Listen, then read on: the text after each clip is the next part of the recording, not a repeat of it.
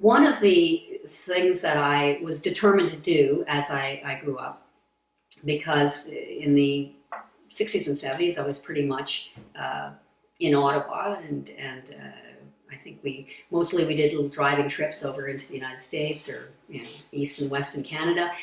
I wanted really to see the world, like a lot of kids.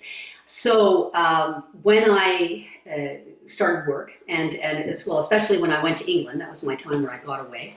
I started to do the Lonely Planet style of travel, where you just take a knapsack, and in those days, I think it was $1 a day, the books that they produce, and now it's, of course, much more, so they don't even have it as a dollar figure. But I have done, and before I had children, a lot of travel where I would just get my knapsack and land in a place, and then with no itinerary. And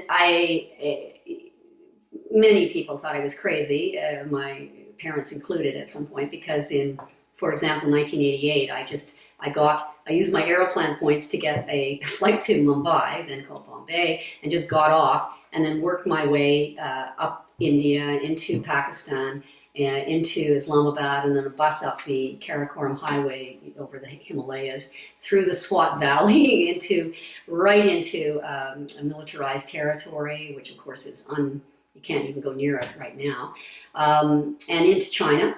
This was before Tiananmen, so it was fantastic. And so I did this periodically. I did the same kind of travel to Israel and Egypt just during the Lebanese war, actually. I was on one of the first buses that went over from Tel Aviv into Cairo, and bomb scares. And I guess in those days, I didn't have kids, so I didn't worry about things. I always figured you live every day like it's your last, and my family was always somewhat concerned.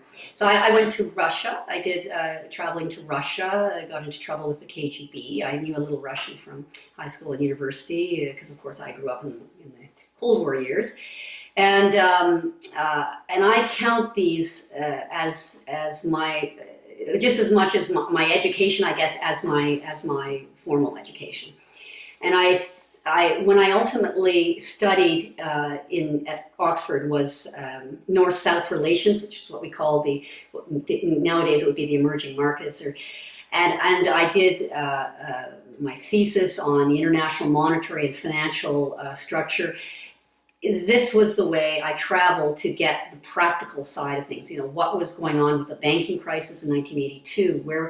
So I do believe, and I've tried to instill this love of travel, or at least inquisitiveness, with my kids. Of course, I will always hope that the world stays stable enough that kids will still, and young people can still be able to do this, where you can just get off the airplane and see the world and to help out. And I believe that's exactly where we're heading in this incredibly integrated, globalized, instant communications world that we live in.